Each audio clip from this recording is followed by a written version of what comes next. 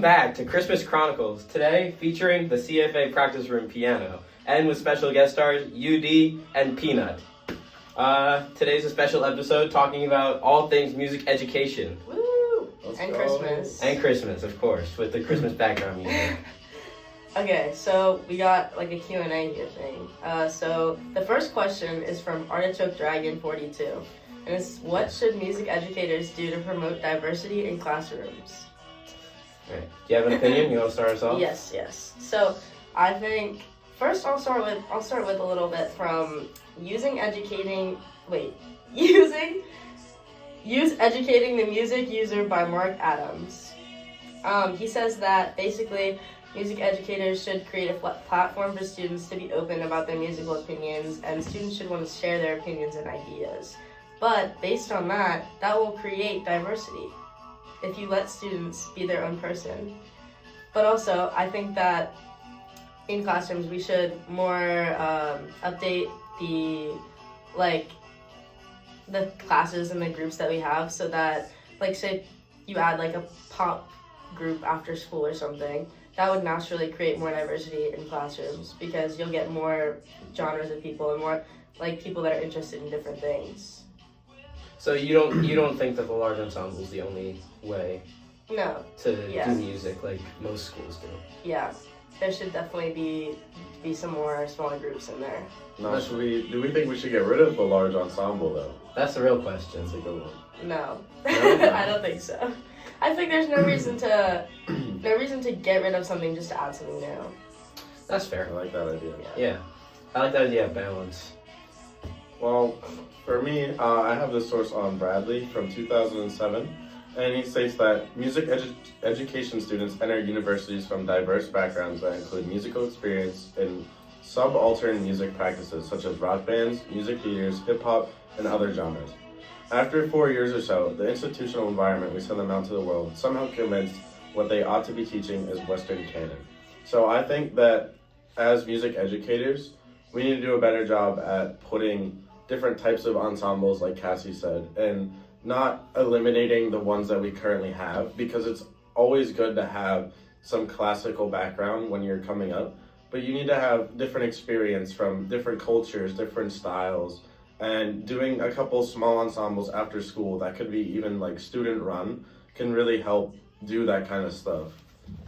Yeah, I think it's also important to note that the diversity doesn't need to come from only the ensembles that are offered, but also the repertoire that all these ensembles are playing, you know what I mean? Because choosing a wide variety of composers can make a lot of students feel seen and heard, and that they are represented, not just like the classical white man from the 1800s, you know what I mean? Yeah. Something I found interesting in Williams' 2011 article, The Elephant in the Room, is that the large performance ensemble model of music education has been used for over a century in public schools, and that it is one of the contributing factors to a decline in percentages of people getting involved. That is so much so that it's supposed to be like under 7% of students in the school by 2025. So I think the idea of creating some balance, not only in ensembles, but like the courses offered, like music theory and like music technology, I'm a big proponent of.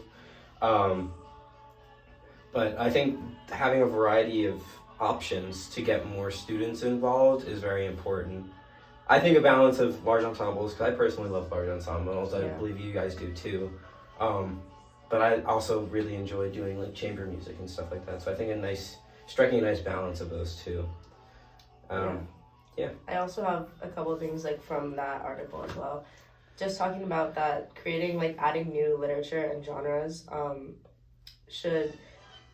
would attract naturally more interest in music education. So not even in diversity, but just like as a whole, you just get more bodies, more people.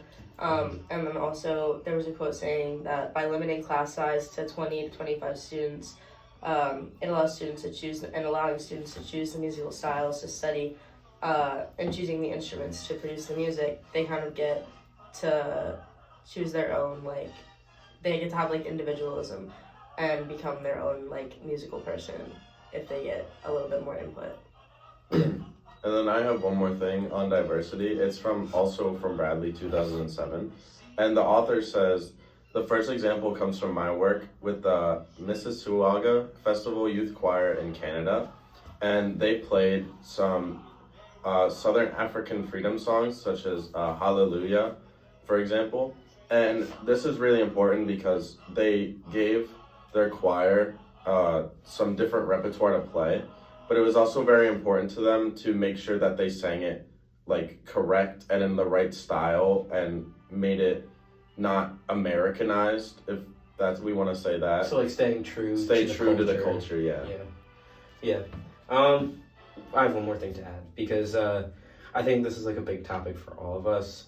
But one of my like biggest things that I want to advocate for is like including like music technology, because we're talking about updating the curriculum, and as society is advancing, so is the technology that's being used, and it's like as Flick and Bulgren say in their 2022 article that recording, engineering, and mixing are critical in contemporary musicianship, because if you're trying to enter the music industry, you have to have some knowledge of recording technology, because it's probably going to be in your job at some point in whatever kind of field you go into, whether it's actually music industry where you're going to produce things, or it's music teachers and you might be assigned to a music theory classroom or a music technology classroom where you have to be familiar with Logic and or like not Finale anymore, but other notating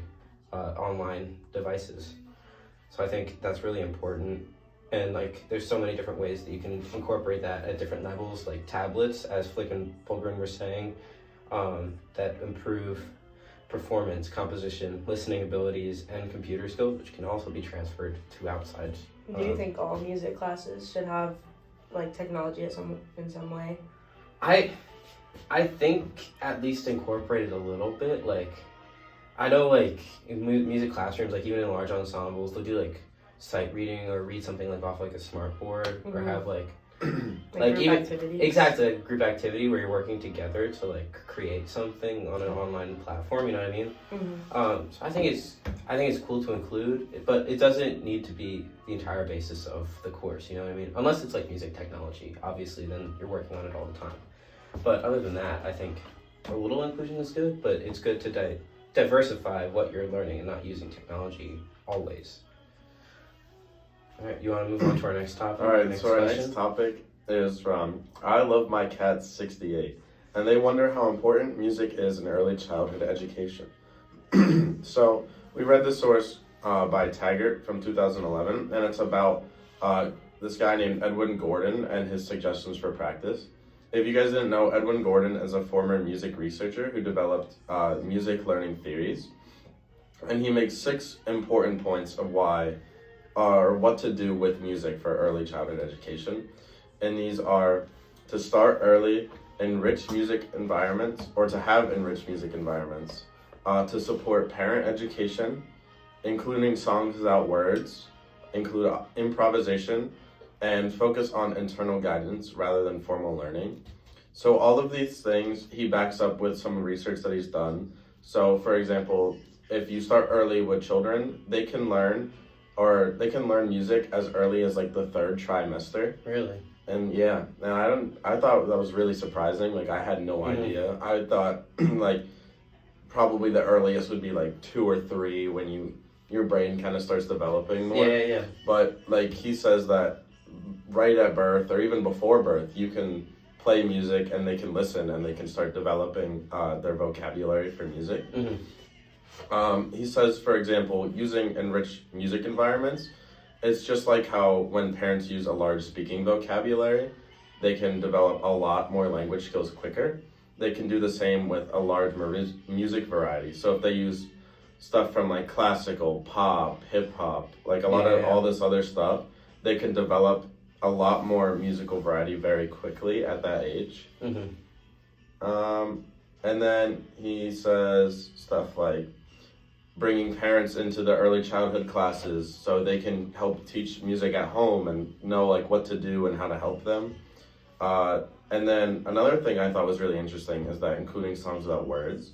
Mm. And Gordon believes that the text, like the words, interfere with the music learning at a young age because the children will be focused on the words Yeah. rather than like the rhythmic ideas and the sounds that they're hearing. And it will distract them from like developing some of these Oh, like makes rhythmic sense. skills. Mhm. So which one of those do you think is like most important in developing like I think early childhood? a really Musical big skills. thing is supporting with parents. Mhm. Like, for example, I know both my parents did a lot with me for music. Like, I started an instrument very early on at 5. I started violin, and that's because both my parents were music educators at some point. And I think that it's just kind of a thing now that it's like either they do it or they don't. Yeah, It's like, yeah. were your parents involved in music? They're gonna want you involved in it. If they weren't, they're most likely not gonna let you. Yeah. Well, they'll let you if you want, but they're not gonna like push for it. Because I think a lot of people don't realize how important music is in learning, Mhm. especially at a young age. Yeah. Yeah, I noticed in the separate article, but it was the Coops 2017 article that they emphasized like constant communication with the parents. Mhm. Actually, I've heard this before, but I didn't realize so many people thought it. But that like getting their kids involved in music will like turn them into like immediate like geniuses. But like, cause like Coops emphasized that that's not necessarily the case. But like, giving parents like constant communication to get them the accurate information so they don't like believe that they're going to be an absolute genius just by being slightly involved in music. Mhm. I think that's really important to not give parents a false expectation so that they can keep their child in music if they see that they're enjoying it and learning from it. And I think that communication can also make parents aware of like the other benefits to early music education, which is being rooted with like the child's own culture, as well as being aware of other cultures around them through music. Mhm. Because a lot of cultures have like folk songs and stuff like that they say children learn anyways, like, but they just don't know they're using those musical skills to make them aware of that. And I want to go back about how you were talking about like learning like a musical vocabulary. Taggart also emphasizes how that music is considered like a language, right? But it doesn't always get like the practice as some like baby's first languages like English do, and it's not necessarily as emphasized, and that's why the musical skills in childhood are not as strong as like language skills. I thought that was a really interesting point of how like you should treat it as a language to really build up those skills in early childhood. Yeah, I have something on that from the same article with Coops, basically saying that like children already communicate through music and they just don't really know it. So even just from listening from a young age. So like when you're talking about like language and things, usually they learn by listening to their parents talk. They learn how to speak. They listen to like their environment. But like it's the same thing with music. There's constantly like music playing, or like maybe one of the parents plays piano or something. They're gonna naturally just kind of like absorb that. And even if they don't necessarily learn how to play an instrument or something, just like singing along or humming a tune or something like that, like they kind of already know how to do that just from like cooing when they're little and like the little noises that they make before they can speak. Mm-hmm. Yeah. I think at least for me, like the experience that we had going into the early childhood classroom really made me understand more of like what it actually was, because I don't remember doing it as a baby. Yeah. Oh no. No, me neither. But I was a big fan of Laurie Berkner Band and as a child, and I immediately was surprised when I knew the song.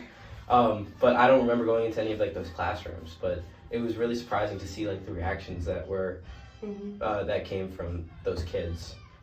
All right, do we want to move on to our last segment? So this question comes from Silly Alligator 101, and they ask, what is our education philosophy when going into music education classrooms? Just like, what is your role as a music educator? I could start. I think my main goal is to include as many populations as students as possible, and kind of use a diverse curriculum to be able to engage as many interests as possible, whether that be someone interested in music technology, larger ensembles, jazz, some chamber ensembles, or music theory or composition. I think getting as many people involved in my goal is to be a high school band director, so being in the high school level, getting people more involved in music because it really does have benefits. And I think making a safe space for everyone to feel welcome in my classroom and go to me with any questions regarding anything that may come up, and be the most diverse and like varied teacher that I can be. Yeah, that's good. I like that. I definitely agree with the like involving as many people as you can and making it as diverse and getting as many like as populated as you can. For me, I would say that's definitely a big thing, and I also really support like oh my gosh, I totally just like lost my train of thought.